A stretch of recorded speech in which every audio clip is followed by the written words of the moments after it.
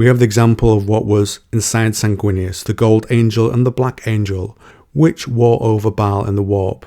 They are made by the beliefs of the humans of Baal and those who were there before them, Xenos.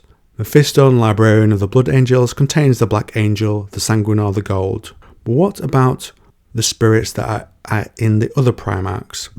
I think I might have found spirits that would fit Leman Russ and Vulkan. Another question will be coming to later in the video, so stick around. Why did the Emperor send the Primarchs to particular planets, if he did that? The world for Vulkan was Nocturne, and Leman Russ Fenris. Those planets have world spirits in them, as does Terra itself. Could these places be the origin spot for the spirits of the Primarchs, where those collective beliefs on each of those planets have lent some sort of personality to what's there? Did the Master of Mankind send them to the places that they were made from? Let's look into this from the quote that gives us the world spirit lore, from the Fury of Magnus. A bit of scene setting. This takes place during the Siege of Terra. Magnus is assaulting one of Terra's walls, and a mixed squad of salamanders and space wolves, with a rune priest, face them. "What are you doing?" said Abideme, one of the salamanders, sensing the imminence of his power. The icy heart of Fenris is far, and its song is little more than a whisper on the wind, said Bjarke, his voice oddly textured as though echoing from the heart of a cave.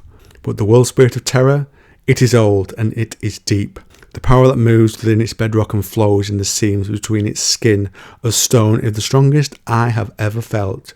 Bjarke extended his blooded gauntlet. "Take my hand, Atok Abideme, and we will fly as dragons of fire and ice."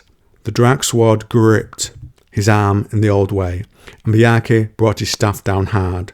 The rock beneath split with the otherworldly force of the impact, as if such hand-carved wolfwood of the staff had bored down into the very heart of the world. So much power. Truly, where else could the All-Father's dream take flight but here? A geyser of power poured into Bjarke and Abideme, channeled by the grain and walls of the staff's structure, and given form by the legacies of honour carried by the two warriors. Razor daggers of ice and ash swirled around him, and he spun his staff to drive the furious ambition of the power wrought between them to greater insanity and intensity. The icy winds surrounded Bjarke, howled, as though the fan companions of the Wolf King himself attended him, even as the choking heat of the ash blistered his skin. An eruption of light exploded above them, twin forms intertwining, serpentine and alive. They called around one another as they rose higher into the air, screaming at this birth as though the mortal realm were hostile to them. One was sheened in white, blinding in its feral radiance, a rearing wolf of dazzling brilliance, woven from the raptures and the cold legends of Fenris. Its twin was its opposite in every way, a draconic titan of burning black smoke, shot through with blazing veins of molten orange. So he calls on the beliefs stored there in the warp to give form to the world spirits of Fenris and Nocturne. I think the beliefs of those on Baal as a comparison that gave substance to the Black and Gold Angels also gives form to the Wolf of Fenris and the Dragon of Vulkan on their respective planets. Those beliefs take place within the warp. That's what the rune priest calls on here. On with the excerpt. Its eyes were smouldering coals tempered in the heart of a forge and ready to burn. Its teeth and claws were ebon hooks.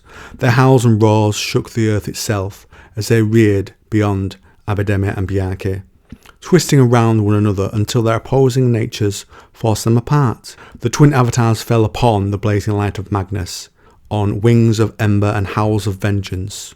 Claws of ice tore at the Primarch as pyroclastic clouds billowed in the breath of the furnace serpent. It choked the vents and rebreathers of the traitors below with burning ash. The storm of ash and fire scoured the ground before the breach, throwing up screeds of irradiated rubble and debris.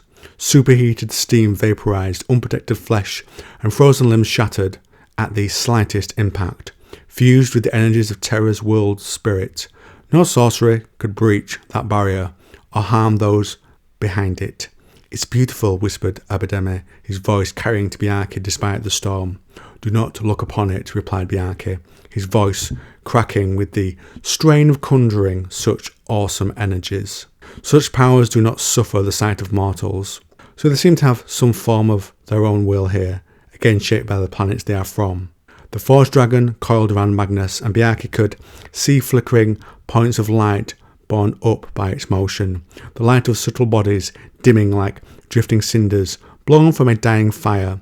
The lone wolf never won, for the leash circled the Primarch, its jaws snapping shut on Magnus's light, even as it herded others into the fires of the dragon's wrath. The wolf and the dragon basked in their freedom, revelling in the all too mortal urge to destroy without conscience, to wreak havoc without consequence.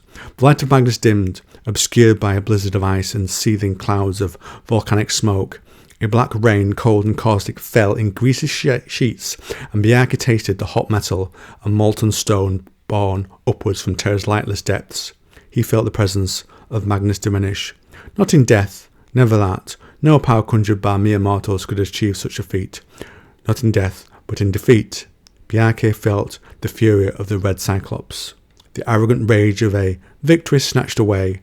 Magnus was strong, but his certainty of his own infallibility was his greatest weakness. Bjarke sank to his knees, savouring the fury of the world wolf, even as the connection to it devoured him from within. Abidemi went down with him, unable to release his grip, their arms locked together, as surely as if they were conjoined from birth. Then a little later, "What happened?" Bjarke nodded to the towering salamander and said, "My new brother, Atok Abidemi, cut it off. That big bastard sword of his was used."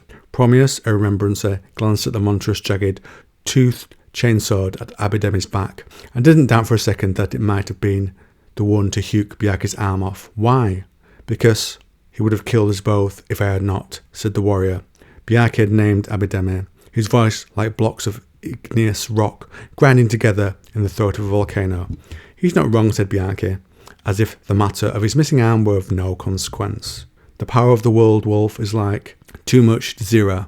Once it gets in your blood, it is hard to resist holding on to that feeling just a little longer. Even as it kills you, I use my strength and that of Atok to draw forth the manifest power of our legions. A mighty dragon of fire and ash from his, a winter wolf of endless ice from mine. Such a sight, Promius, you would have written epics of their battle. They tore at the red Cyclops, and by the Allfather's oath, he shed blood. To see him hurting, it was a fine thing too, fine. In my fury, I would have killed us both to see the monster bleed a little longer." So where did some of the other warp spirits in the Primarchs come from?